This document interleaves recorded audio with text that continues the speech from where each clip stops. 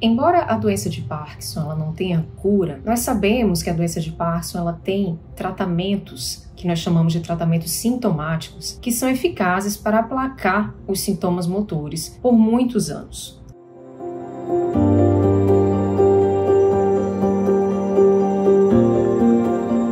Nos primeiros anos, as terapias que nós chamamos de terapias medicamentosas, elas são eficazes em aplacar esses sintomas de forma bastante eficaz por um bom tempo. Entretanto, nós sabemos que após os primeiros anos podem surgir o que nós chamamos de complicações motoras. E essas complicações motoras, elas envolvem alguns períodos que nós chamamos de períodos de off, que são quando acontecem mais os tremores, a bradicinesia, a lentidão e a rigidez, e também alguns períodos de discinesias, que são movimentos involuntários e hipercinéticos. Quando acontecem essas complicações motoras, muitas vezes essas terapias medicamentosas, elas não são suficientes para aplacar de forma permanentemente eficaz essas complicações motoras. E daí entra o que nós chamamos de terapias avançadas para a doença de Parkinson. É muito importante, gente, que médicos neurologistas, geriatras, clínicos, eles estejam aptos a reconhecer esse momento em que o paciente com doença de Parkinson,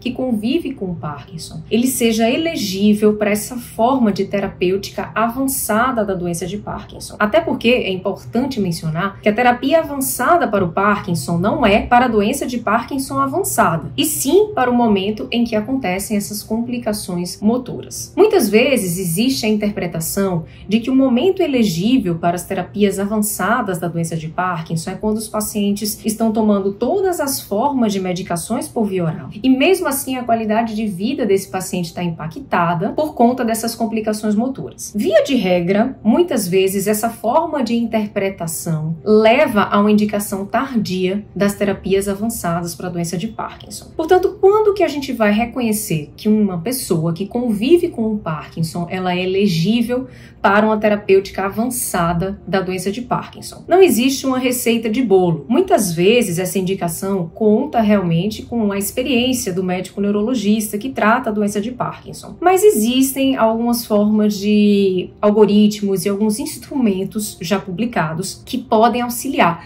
os médicos que trabalham com pessoas que convivem com o Parkinson. Por exemplo, existe a regra do 5-2-1, que foi uma publicação liderada pelo especialista Angelo Antonini, publicada em 2021, que ela fala que o paciente com Parkinson ele é elegível para uma terapia avançada quando o paciente já toma 5 doses de medicações por via oral para a doença de Parkinson, como por exemplo a levodopa, em 5 tomadas, mais 2 horas de períodos de off ao longo do dia ou mais, ou então 1 hora de discinesias impactantes. Então são 5 tomadas de levodopa mais 2 horas no mínimo de off ou 1 hora de discinesias impactantes. 5, 2, 1. Essa seria uma regra que pode ser adotada, uma regra de forma mais geral, para considerar um paciente elegível para uma terapêutica avançada. Existem outros instrumentos que já foram publicados, como por exemplo o Manage PD, que foi publicado também pelo Angelo Antonini, e o Navigate PD, que foi publicado na Parkinsonism Related Disorders. Enfim, esses instrumentos eles podem auxiliar, mas o mais importante é o médico e o paciente também reconhecer isso, ele não postergar essa indicação desses tratamentos avançados para o Parkinson. E quais são esses tratamentos? O mais bem estabelecido e mais utilizado no Brasil há vários anos